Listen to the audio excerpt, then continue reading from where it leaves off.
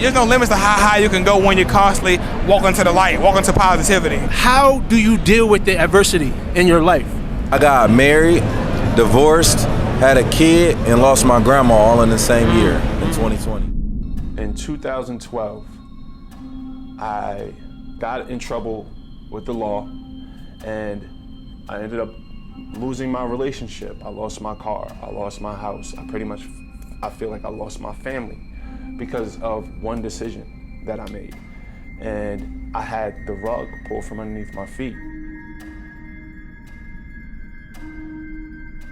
It sent me into a very deep, dark place, right? Where, my depression was definitely the worst it's ever been in that moment. I was dealing with anxiety. I had suicidal thoughts. And it was the worst and the best thing that ever happened to me. It was a wake-up call for me. After pretty much losing everything that I had worked my entire life for, feeling this extreme sense of loss and this extreme sense of disappointment in myself, it made it really hard to want to continue to wake up every day. I felt so discouraged, I felt so lost. And one of the most frustrating things, for me was I felt like I always had good intentions. I'm not a bad person, right? I made bad decisions, right? But at my core, I wasn't a bad person, so I couldn't understand why I was experiencing all of these challenges, this heartache, and it was 100% my fault, right? But to kind of get deeper into what the dark place felt like, man, it was I just felt like no matter what I did, I could not get right.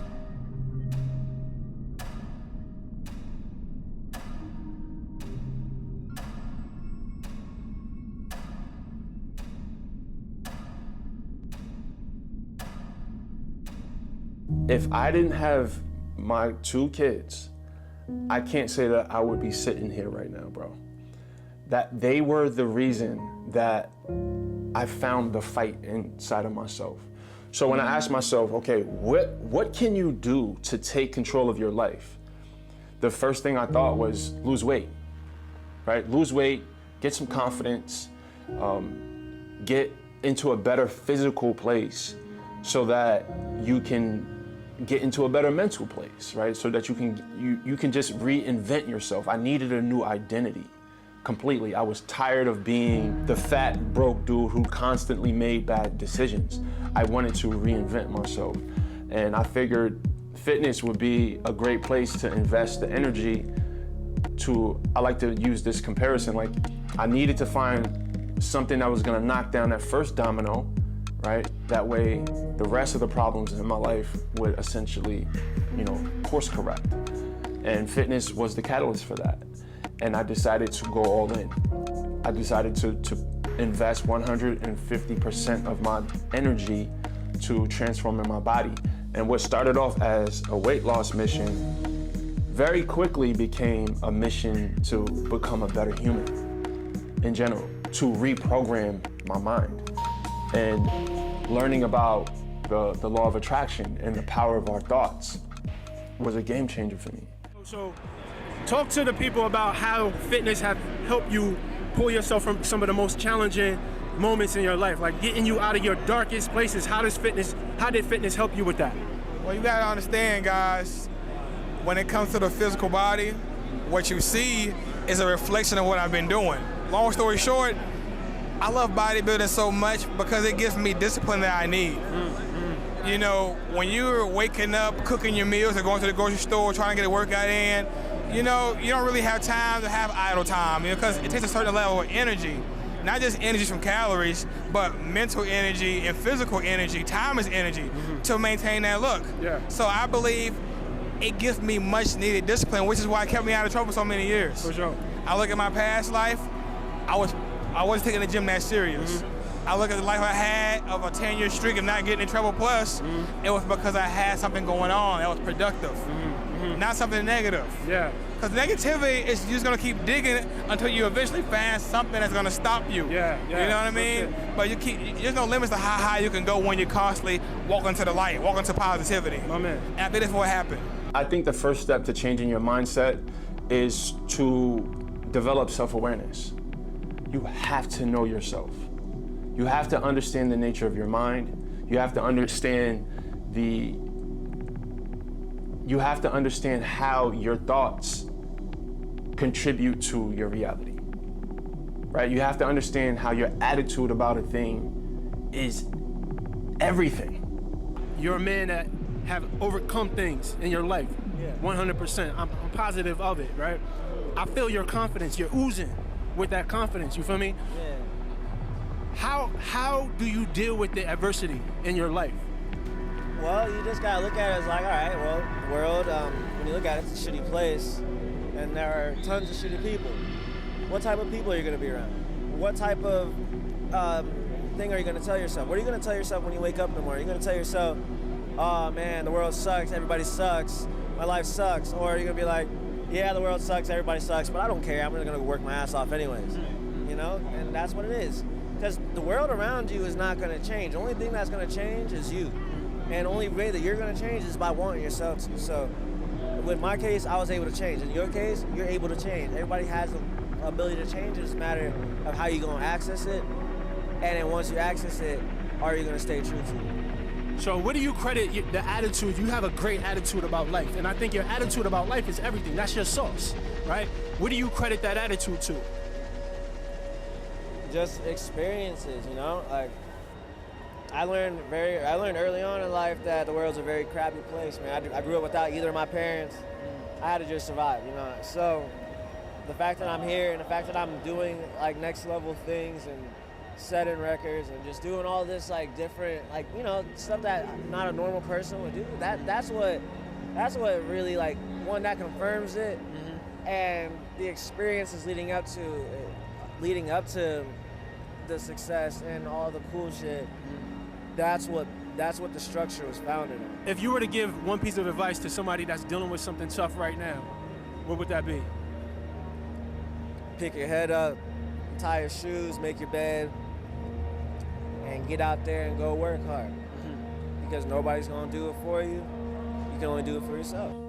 Why are you doing that? I think mental health is one of the most underspoken about issues that plague people in general, but especially Black men.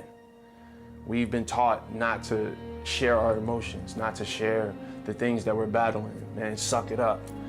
Suck it up, buttercup, you feel me? Like, our dads have been teaching us this, our granddads have been teaching us to pretty much suppress our emotions. And it has caused problems. It's a traumatic thing for most people. And I think being that I have a platform where I can be vulnerable, I can lead with this vulnerability. My hopes is that it'll make the people watching this feel like it's okay to talk about this stuff. Because I remember feeling so isolated in my problems, bro. I remember feeling like, man, listen, I'm the only one dealing with this. And it wasn't until I'll run into an interview where someone shares something that they're dealing with that was similar to what I was dealing with, and it made me feel empowered, right? Or coming across it in a book, it made me feel empowered. Knowing that I'm not the only person struggling with said mental health issue, it made me feel like, okay, well, that means I can get past it. This person got past it, then I can do it too. The biggest challenge I ever had to face in my life was at 14. I blew my fingers off. Oh, wow. Okay? Wow. And there was just a thing of understanding and growing how to get over that and allow this downfall to be a benefit for me in life. Okay. So how did you manage to do that? I was just taking it day by day, understanding that really, energetically, my fingers are still there. But this is just a challenge in life that I had to overcome to become better. I love that. And I learned that from being a child, okay? Yeah. So I was able to carry that through. Yeah. One thing also that happened to me when I went to the hospital, I call myself making a rocket end up being a bomb, okay? And when I went to the hospital, I met a guy who worked for Battelle Memorial Institute dealing with missile development for the Navy. And he told me, whatever you do, don't stop doing what you're doing. Do it till you get it right.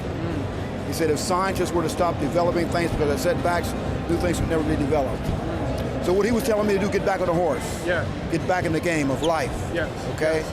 And that's something that I've lived with a character through this life. Actually, I'm 71. Amazing. You know what I mean? Amazing. And this got me to the side. Also, this later in life got me to get a free ride when I went to college. Nice. Because it was considered a handicap. So you leveraged it to your advantage. Absolutely. I love that. God made a way, man. Yes, sir. Didn't cost me a penny. I love it. Thank you so much for your time, sir. God bless you, brother. Yes, sir. Thank you. Right, so I think it's important that we have these conversations in a public forum. And sometimes, obviously, it doesn't have to be on a public forum. I have to have these conversations on a public forum. But I think every person needs some sort of outlet, some sort of safe space to really be vulnerable, to really discuss some of the things that they're battling, because it's very therapeutic, right? And I think healing starts with that. One of the most powerful things I've learned was to sit with my discomfort, sit with the things that I'm struggling with instead of always trying to escape it.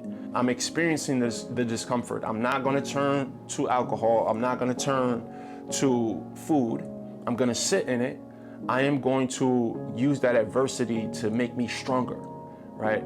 It's going to allow me to develop new capabilities because I'm fighting through it instead of trying to escape it, right? So having outlets, understanding the impact of what we're going through, right? And understanding the value of sitting in that discomfort and finding positive ways to process what we're feeling instead of suppressing it.